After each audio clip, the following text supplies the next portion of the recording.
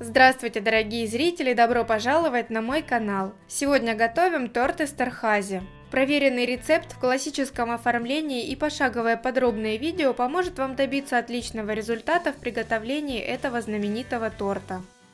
Подготовим все необходимые продукты для теста.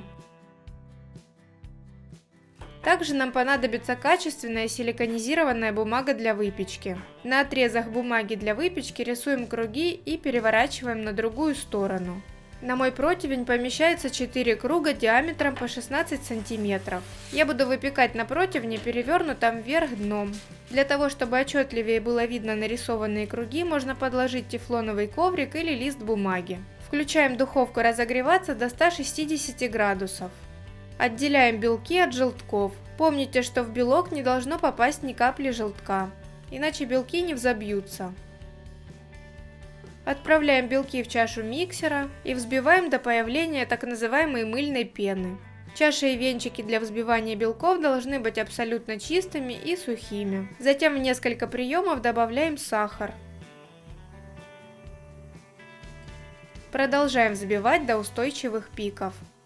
Этим временем смешаем миндальную муку с кукурузным крахмалом. Если у вас нет кукурузного крахмала, то можно его просто не добавлять. Для рецепта я использую миндальную муку мелкого помола, но можно измельчить орехи и самостоятельно. Иногда эстерхази готовят с молотым грецким орехом, и это тоже очень вкусно. Когда меренга стала гладкой, блестящей, венчик оставляет отчетливые следы на поверхности, меренга хорошо держит форму и не вытекает при переворачивании чаши, значит готово. Добавляем миндальную муку, смешанную с крахмалом. Аккуратно, но быстро, чтобы белки не опали, вымешиваем тесто. К этому времени духовка должна быть уже нагрета, а пергамент расчерчен.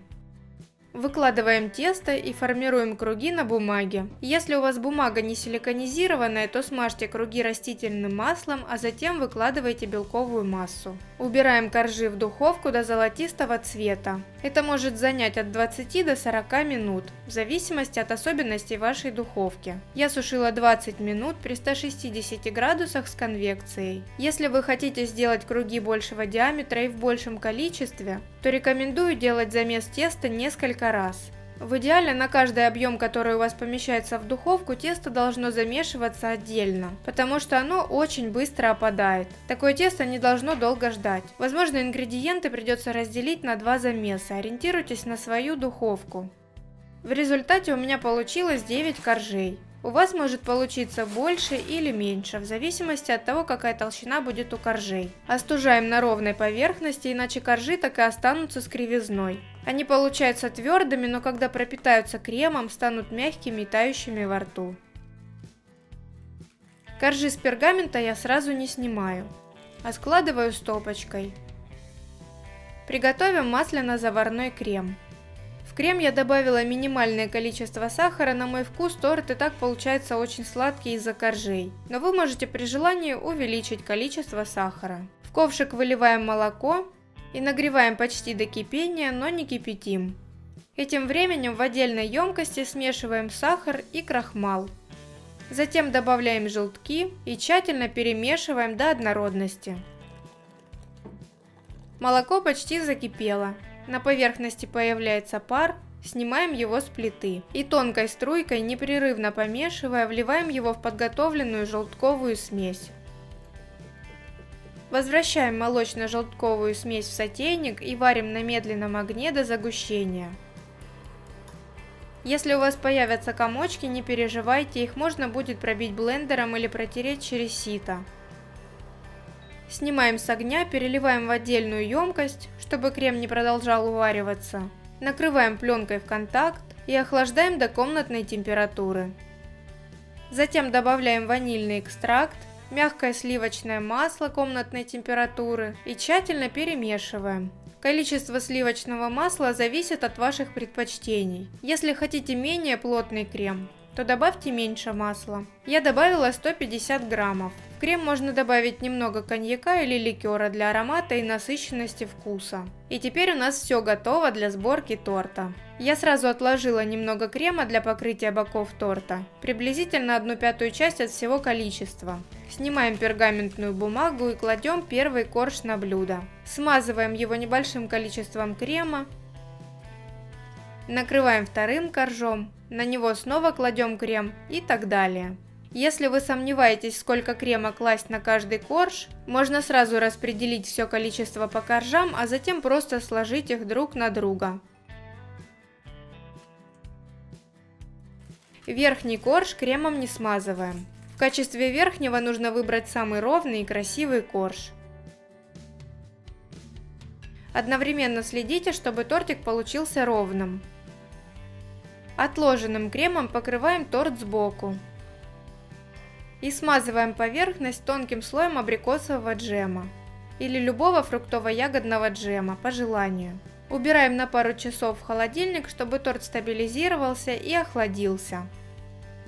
Подготовим необходимые ингредиенты для украшения торта. По классике торт заливается помадой. Ее рецепт вы можете найти на моем канале, ссылку я оставлю в описании. Но можно упростить себе жизнь и использовать ганаш на белом шоколаде. Миндальные лепестки слегка подсушиваем в духовке до появления орехового аромата и легкого золотистого цвета. Оставляем остывать. Растапливаем белый шоколад со сливками на водяной бане или в микроволновке импульсами по 10-15 секунд. Когда шоколад частично растаял, начинаем перемешивать до однородного состояния, пока шоколад полностью не растает.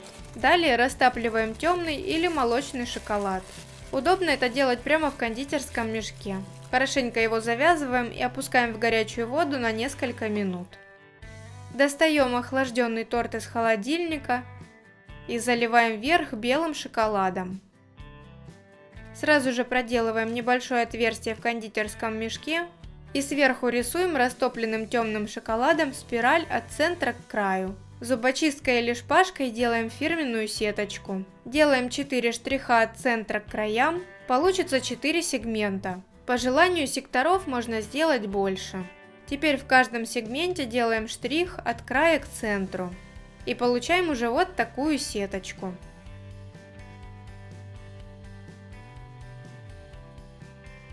Бока торта обсыпаем миндальными лепестками и убираем его в холодильник для окончательной пропитки. А затем достаем и наслаждаемся. Торт Эстерхази имеет не только оригинальный внешний вид, но и отменный вкус. Вот таким он получился в разрезе. У меня торт стоял в холодильнике почти сутки. И коржи хорошо пропитались кремом, стали мягкими, нежными и тающими во рту. Как видите, готовится он не так уж и сложно. Приготовьте, и, возможно, этот тортик станет вашим любимым. Делитесь в комментариях своими мыслями об этом рецепте. Обязательно подписывайтесь на мой канал, нажимайте на колокольчик, чтобы не пропускать новые выпуски. А на этом у меня все. Всем спасибо за просмотр. Увидимся в следующих видео.